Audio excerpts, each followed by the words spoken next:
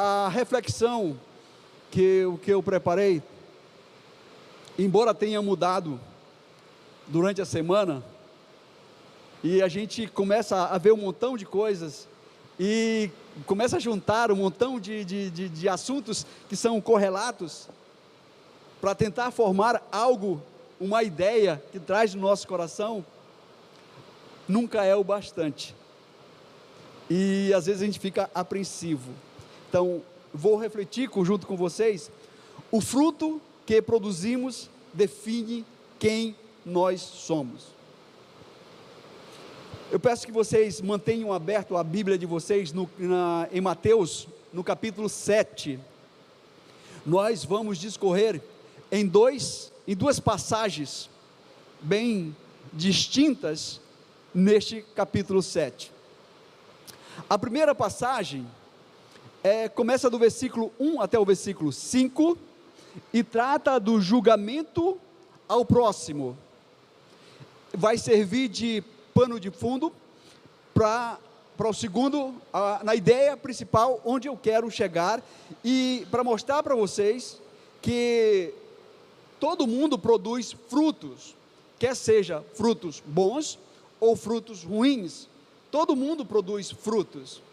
A verdade é, que tipo de fruto eu, como cristão, eu estou produzindo? A verdade é que me vem à mente, é que o que as pessoas que sabem que eu sou crente, estão observando na minha vida, para dizer que eu produzo frutos de arrependimento. Que frutos eu estou produzindo? Não é uma reflexão de condenação, de apontar erros dos outros, mas é uma autorreflexão feita a mim mesmo, e eu gostaria de convidar vocês a embarcar nessa autorreflexão, que cada um possa fazer essa autorreflexão, e chegar à conclusão de dizer, que tipo de fruto eu estou produzindo? Então, a primeira passagem, mostra um julgamento temerário, e a segunda passagem, nós vamos ver a árvore e o seu fruto, também, Mateus, de 15 a 20, então leiamos Mateus, capítulo 7, versículo 1 a 5, diz assim: não julgueis, para que não sejais julgado, pois com o critério com que julgardes, sereis julgados, e com a medida com que tiverdes medido, vos medirão também. Porque vê tu o arqueiro no olho do teu irmão, porém não reparas na trave que está no teu próprio? Como dirás a teu irmão, deixa-me tirar o arqueiro do teu olho, quando tens trave no teu? Hipócrita, tira primeiro a trave do teu olho, e então verás claramente para tirar o arqueiro do olho do teu irmão. Quem disse essas palavras foi o próprio Jesus. Jesus, ele estava dizendo, e muitos crentes, muitos irmãos, tomam essa leitura de forma equivocada, que nós não devemos julgar, porque na medida com que nós julgamos, nós seremos julgados, e por essa razão, nós tememos trazer juízo sobre nós. Por que tememos trazer juízo sobre nós? Porque nós temos medo de apontar no irmão o mesmo erro que nós praticamos. Nós somos rápidos em apontar erro dos outros, e tardio em ver o que está na nossa vida. Então, Jesus não está dizendo que a gente não deve julgar, ele está dizendo que a gente não deve condenar. O julgar aqui é no sentido de punir, de condenar, é um espírito crítico, e esse espírito crítico é em contraste o que o cristão deve ter para confrontar e restaurar o seu irmão. Veja que Paulo diz na carta aos Gálatas, no capítulo 6, versículo 1, ele diz assim: irmãos, se alguém for surpreendido em alguma falta, vós vós que são guiados pelo Espírito, algumas versões diz, vós que são espirituais, corrigi-o com espírito de brandura, e guarda-te para que não te seja também tentado. Desta forma, nós vamos levar as cargas uns dos outros. Para fazer isso, é necessário você julgar, você observar o irmão, você observar os frutos que aquele irmão está produzindo. Mas você não pode, de forma nenhuma, exercer nenhum tipo de juízo condenatório. Você não pode condenar o seu irmão. Quando falamos de juízo temerário, nós estamos falando de um julgamento apressado, um julgamento de condenação, baseado simplesmente em impressões. E nem sempre o que a gente observa condiz com a realidade. Nem sempre. Nós, é verdade, não devemos julgar, não devemos condenar, não devemos fazer isso de forma alguma. A Bíblia é expressa, somente Deus é o juiz, só Ele pode condenar, só Ele. Mas Jesus nos adverte que a régua com que nós usarmos para medir os outros, será a mesma usada em nós, será a mesma. E ele diz assim, ainda nessa mesma passagem, olha, para você enxergar melhor o que teu irmão está fazendo, para você ter um discernimento claro, para você poder fazer um juízo justo e correto, limpe os seus olhos, tire dos seus olhos a sujeira, assim você vai enxergar melhor. O que ele está querendo dizer com isso? Você quer ajudar o seu irmão? Você quer admoestar o seu irmão? Você quer exortar o seu irmão? Admoeste em amor, admoeste, ame-o, porque a Hebreus 12:6 diz que Deus disciplina a quem ama. E o pior, quando a gente não faz isso, nesse mesmo versículo ele diz assim, hipócrita, tira primeiro a trave do teu olho, e então tu verás claramente. Olha só, Paulo, carta aos Romanos, no capítulo 2, de 1 a 3, ele diz assim, tu és indesculpável quando julgas, porque no que julgas a outro, a ti mesmo te condenas, pois pratica as próprias coisas que condenas. Olha só, como eu posso ver os defeitos dos outros e tardios em observar os nossos próprios erros? Então, daí é que vem a reflexão de você poder analisar a sujeira que está nos seus olhos. Mas como tirar a sujeira que está no meu olho, para eu poder ver e ajudar o meu irmão? Eu me lembro de uma passagem do salmista, diz, Senhor, sonda o meu coração, veja se há em mim algum caminho mau, para que eu possa pedir perdão. É assim, começa assim. O juízo temerário, a Bíblia realmente condena, você não deve fazer juízo de ninguém, mas você tem que observar os frutos que aquela pessoa está produzindo. A Bíblia não diz que devemos julgar as pessoas no sentido de condenar, nós não podemos fazer isso de forma nenhuma, mas nós devemos observar os frutos que essa pessoa está produzindo. Então, em Mateus, dessa passagem, nesse primeiro versículo 1 e 2, Jesus não está dizendo que devemos ignorar o que o outro faz, com medo de ser julgado, porque ele diz, olha, à medida com que você julgar, a régua com que você usar, você também será medido, e isso diz assim, então eu não devo julgar, o meu irmão está errado, então eu não devo fazer nada disso. Não é isso que ele está dizendo, ele não está dizendo para você ignorar o erro do seu irmão de forma alguma, ele não está dizendo que a gente não deva criticar a outra pessoa, ele está dizendo que a gente não deve condenar aquela pessoa, nós devemos amar e devemos, sim, julgar corretamente. Olha o que João fala no capítulo 7, 24. Não julgueis segundo a aparência. Ou seja, não julgue segundo o que você está observando. Só Deus pode observar o coração, só Deus conhece o coração da pessoa. Então não julgue pela aparência, mas julgai segundo a reta justiça. Para julgar, é necessário você observar. É necessário você ver o que está sendo produzido. Não devemos julgar com a intenção maliciosa, não devemos julgar por orgulho, não devemos julgar querendo fazer justiça própria. Não, não, não. Hebreus 4:12 diz assim: somente Deus pode julgar com perfeita precisão. Por que somente Deus? Porque a palavra dele é viva e eficaz, é como ele diz que é como uma faca ou uma espada de dois gumes que penetra juntas.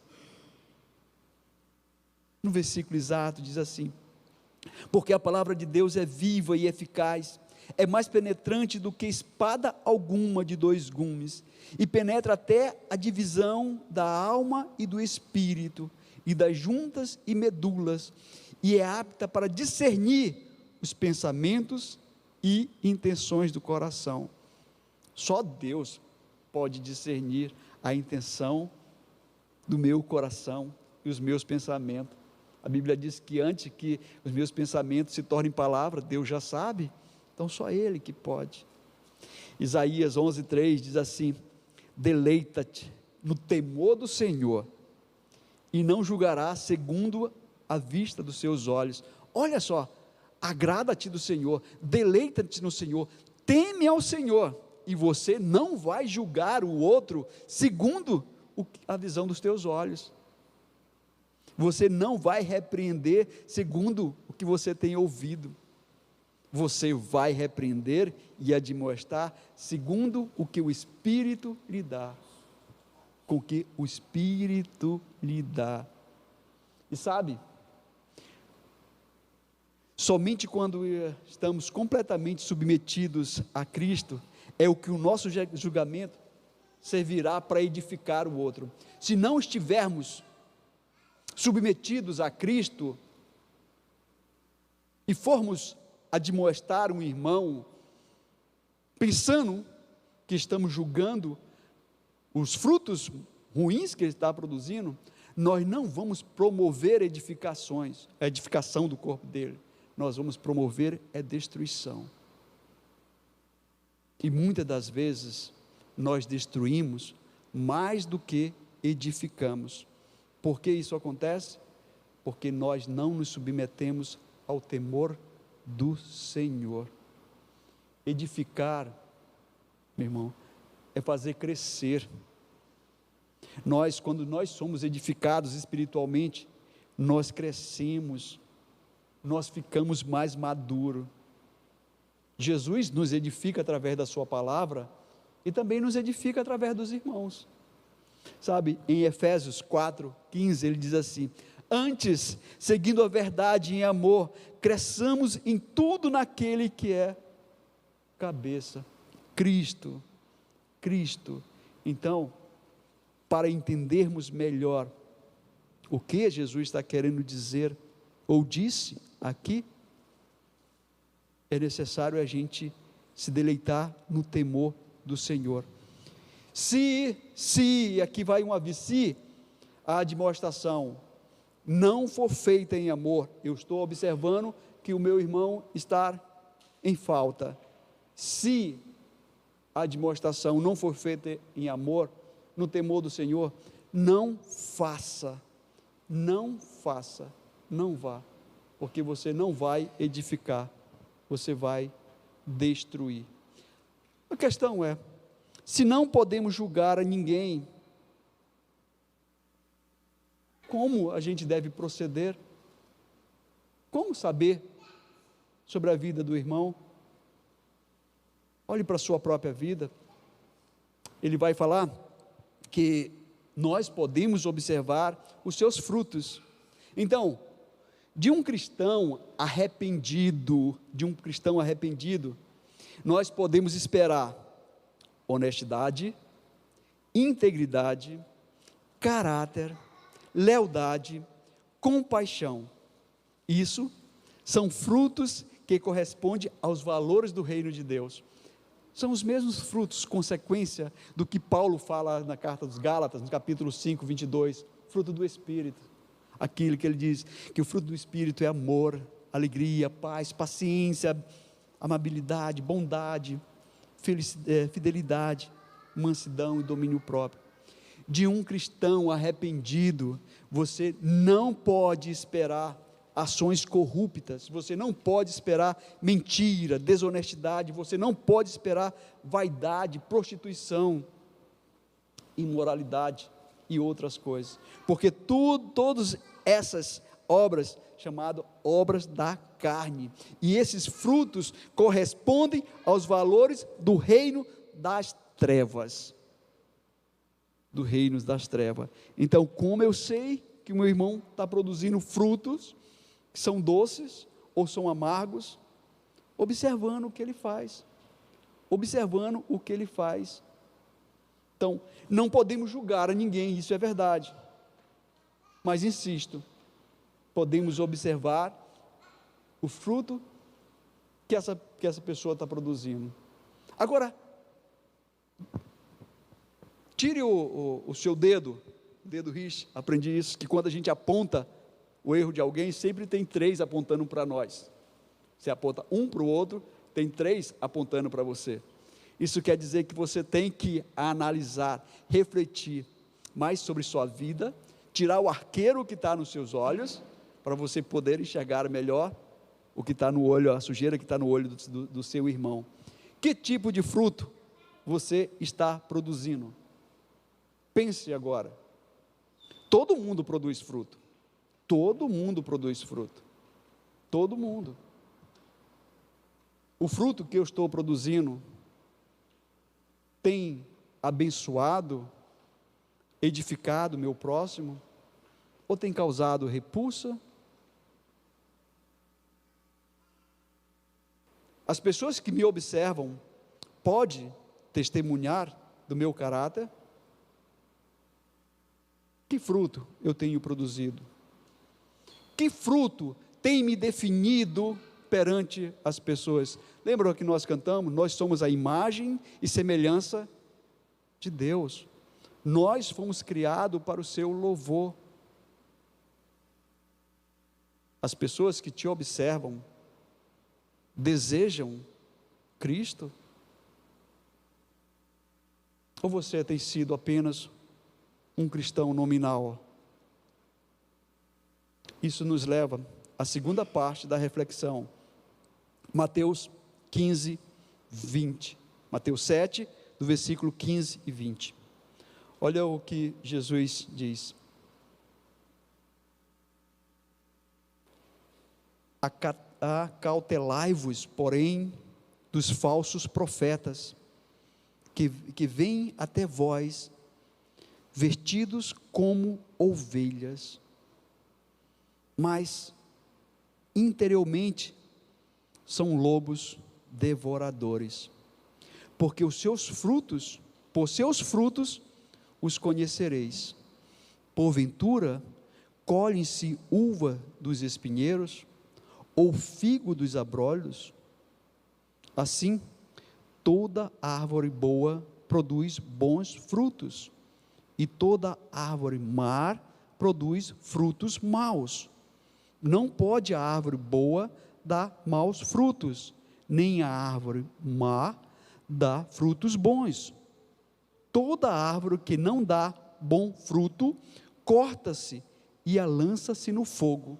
Portanto, pelos seus frutos os conhecereis. Jesus está dizendo aqui que uma árvore, ela é conhecida por seu fruto. E aí vem uma reflexão que talvez mexa um pouco com a gente. Uma árvore que não produz bons frutos, frutos comestíveis, frutos agradáveis ao paladar, ela é considerada infrutífera, embora produza frutos ruins, mas ela é considerada infrutífera. Eu tenho sido um cristão frutífero?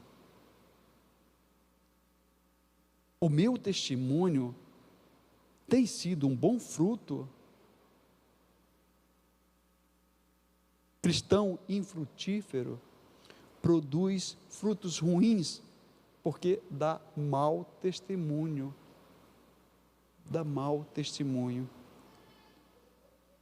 Quanto a isso, Paulo escreveu a Tito, está no capítulo 1, 16, ele diz assim, ele estava se referindo a cristãos nominais, são aqueles que confessam com a boca, confessam Jesus, Cristo, com a boca, mas negam através das suas ações. Ele diz assim, quanto a estes, eles são desobedientes, são reprovados, sabe? Jesus, no capítulo 15 de Mateus, 7 a 9, ele cita o profeta Isaías, 29, ele diz assim, este povo me honra com os lábios, mas o seu coração está longe de mim, em vão me adoram, seus ensinamentos não passam de regras ensinadas por homens. Com a boca nós louvamos, confessamos a Jesus, mas o nosso coração está longe dele. Em relação a isso, Lucas também escreveu, ficou mais claro para mim na passagem de Lucas, ele diz, nenhuma árvore boa dá fruto ruim, nenhuma árvore ruim dá fruto bom, toda árvore é reconhecida pelos seus frutos. Então,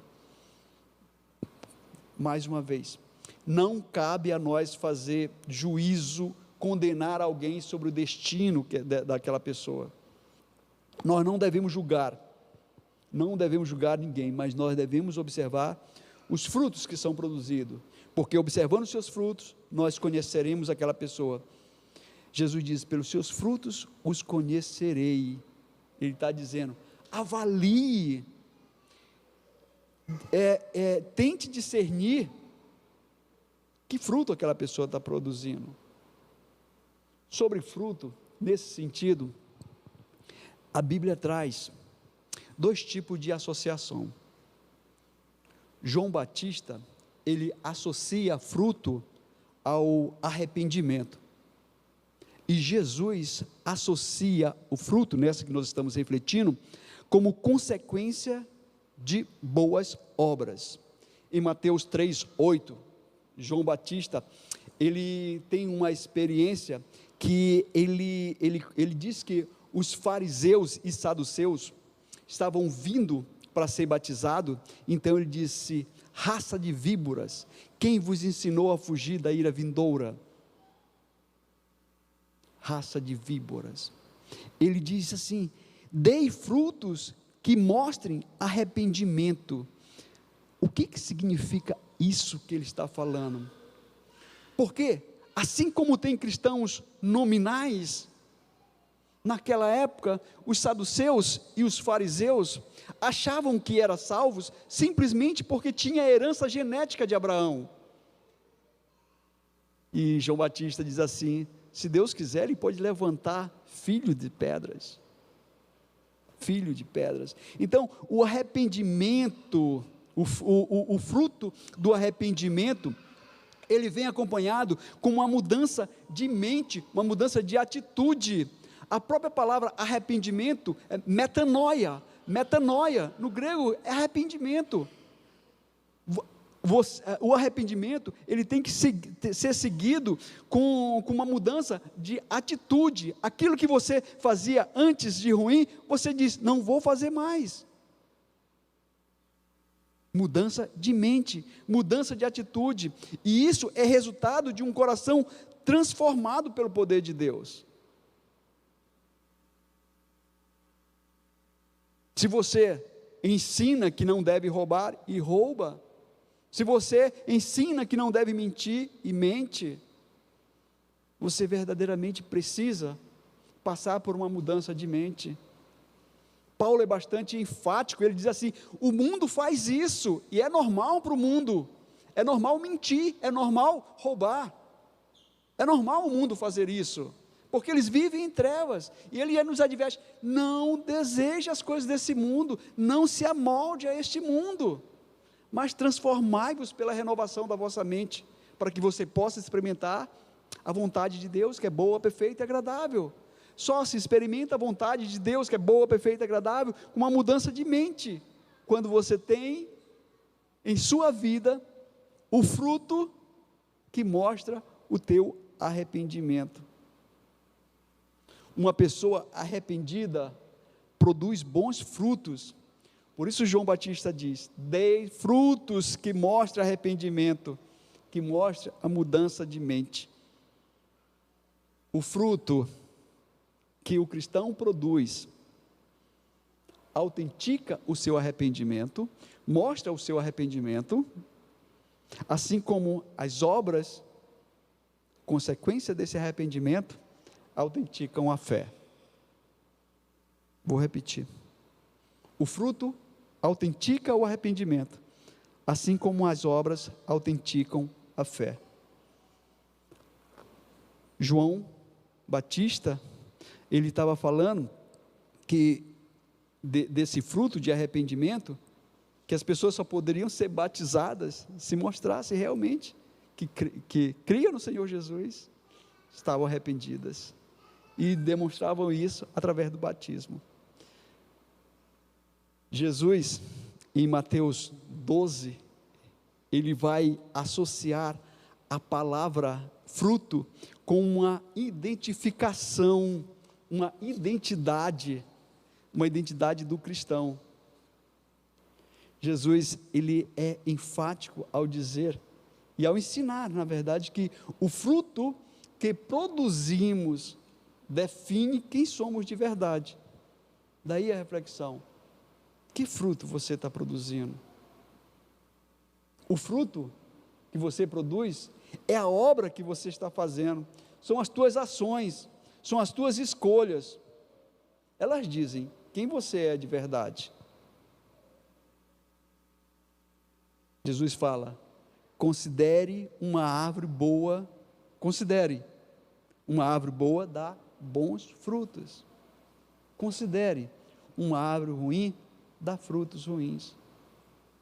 Vocês serão reconhecidos pelo fruto que vocês produzem.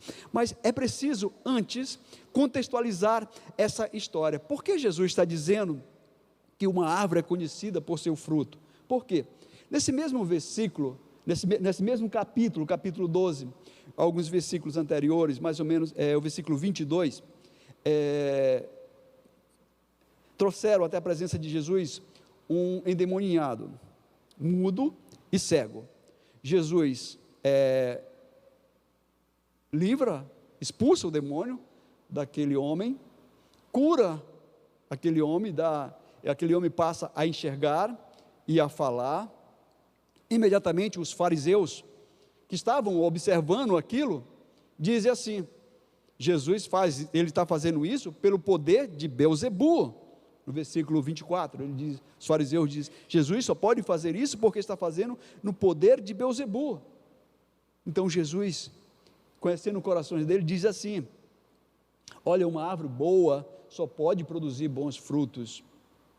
E Jesus está dizendo que se uma árvore, ela é definida pelo seu fruto, e se ele curava e libertava os endemoniados, então ele dava bons frutos. Então, de forma nenhuma, ele poderia fazer isso em nome de Beelzebu. Ele fazia isso em nome de Deus, porque ele havia sido enviado por Deus, e a origem do seu poder era boa, porque provinha de Deus. O fruto que Jesus estava produzindo era um fruto que salva, é um fruto, a árvore era boa. O fruto é a obra que realizamos. Enquanto João Batista, ele exortava que devemos produzir frutos que mostra arrependimento? Jesus diz que o fruto é o resultado do arrependimento que nos identifica como filhos de Deus. Qual é a condição de participarmos da família de Deus? Nos arrependermos, confessarmos Jesus como nosso Senhor e Salvador. Então, o fruto do arrependimento que João Batista pregava, Jesus diz que a consequência do fruto do arrependimento nos identificará como filhos de Deus. Aí surge uma outra questão, e talvez aqui gostaria de finalizar isso, trazendo para vocês que cristãos nominais, assim como os judeus daquela época, saduceus e os fariseus, que se achavam salvos simplesmente porque tinha a herança genética de Abraão, cristãos nominais, que frequentam as igrejas, mas que ainda não tiraram o mundo, não se arrependeram dos frutos que estão produzindo, eles vivem de aparências, e por viver de aparências, eles são infrutíferos. Todo cristão que se diz cristão, vive de aparência, é um cristão infrutífero, não produz vida.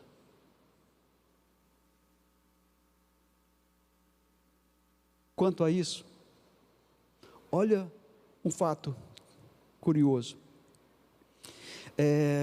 Um dia depois da entrada triunfal de Jesus em Jerusalém, quando ele ia ser morto na cruz, ele viu de longe uma figueira. A figueira estava com uma folhagem verde, que parecia frondosa. Esse fato está narrado em Marcos, no capítulo 11, e Jesus observa aquela figueira, a figueira, quando está com as folhagens verde, é sinal de que tem frutos. Se as folhas não tiver verde, geralmente indica que não é estação de frutos. Então, ninguém vai procurar frutos na figueira, porque sabe que a estação não é de frutos. Jesus teve fome, olhou aquela figueira de longe, as folhas eram bem frondosas, verdes, indicando que aquela árvore tinha frutos. Olha o que Marcos diz: e vendo de longe uma figueira com folhas, foi ver se nela porventura acharia alguma coisa. Aproximando-se dela, nada achou, senão folhas. Então Jesus disse: nunca jamais coma alguém fruto de ti. Que palavras tão duras para aquela figueira. Que mal tinha aquela figueira. Afinal de contas, ela não tinha fruto, mas ela estava tão bonita ali no meio, lá. Sabe, aquela figueira de longe, ela aparentava realmente ter fruto, mas aquela não denotava ser uma característica daquela árvore, não denotava. Olha só o que aconteceu com Samuel, quando Deus rejeitou Saul, ele disse assim, isso está narrado no capítulo 7, 1 Samuel, 1 Samuel 16, versículo 7, ele diz, Deus chama Samuel e diz: vai à casa de Jessé, e procura entre os filhos dele, para te ungir um que será o próximo rei. Samuel chegou lá, e foi vendo os filhos, e olhou um que era bonito, alto, forte, o irmão de Davi, chamado Eliabe, versículo 6. Então, ele já ia ungir, aí Deus disse: calma aí, Samuel, não faça ainda não. Não atente para a sua aparência, nem para a grandeza da sua estatura, porque o tenho rejeitado. Porque o Senhor não vê como o homem vê, pois o homem vê o que está diante dos seus olhos, porém o Senhor olha para o coração. Olha para o coração. Samuel estava vendo uma aparência, assim como aquela árvore, aquela figueira, estava aparentando ser a figueira frondosa. Aquela figueira sem frutos, ela evidenciava o que ela não era. Se a gente pudesse avaliar pelos frutos, diríamos que aquela figueira era uma figueira nominal. Era uma figueira que todo mundo olhava de longe, dizia: é uma figueira que tem frutos, é uma figueira de aparência, de longe chama atenção, de longe, Jesus foi atraído pela aparência daquela figueira, mas de perto, quando você procura realmente os frutos, você não encontra. E quando você não encontra frutos, vem a palavra dura que Jesus diz: nunca mais ninguém coma fruto de ti. Nunca mais ninguém coma fruto de ti. Sabe por que ele disse isso? E aqui serve para nós também, porque Jesus disse que toda pessoa que está nele tem que produzir frutos. Toda pessoa que confessa Jesus como seu Senhor e Salvador tem que produzir frutos. Olha o que ele fala em João 15, de 1 a 2: eu sou a videira verdadeira, o meu pai é o agricultor. Todo ramo que estando em mim não der fruto, ele corta, e todo que dá fruto, ele limpa, para que produza mais fruto ainda. Então, todo cristão que está em Cristo Jesus tem que produzir fruto. Uma árvore que deve ser frutífera, mas não produz fruto, ela não tem sentido de existir. Assim como nós existimos com o propósito de louvar a Deus através das nossas vidas e gerar frutos de arrependimento. Frutos que é como se estivéssemos fazendo, agradando a Deus, porque nós fomos criados com esse propósito. Nós fomos criados com o propósito de adorar a Deus. Então, algumas pessoas podem se dizer cristãos, pode dizer até que amam a Jesus, mas se não obedece a Deus, se não produz fruto de arrependimento, ela nunca deixará o pecado. Nunca, nunca, nunca. Como cristão, nós temos produzido frutos dignos de arrependimento. Que fruto eu tenho produzido? Qual fruto você tem produzido? Se você não estiver produzindo o fruto que deve produzir, o fruto que está de acordo com a vontade de Deus, o fruto que agrada a Deus, tenha em mente, meu irmão, com tristeza no coração, digo isso, que você está sendo infrutífero. Você precisa mudar essa realidade urgente. Você precisa mudar. Como eu faço isso? Arrependa-se, confesse os seus pecados. Jesus Cristo é fiel e justo, perdoará todos os nossos pecados e nos purificará de toda injustiça. 1 João 1,9.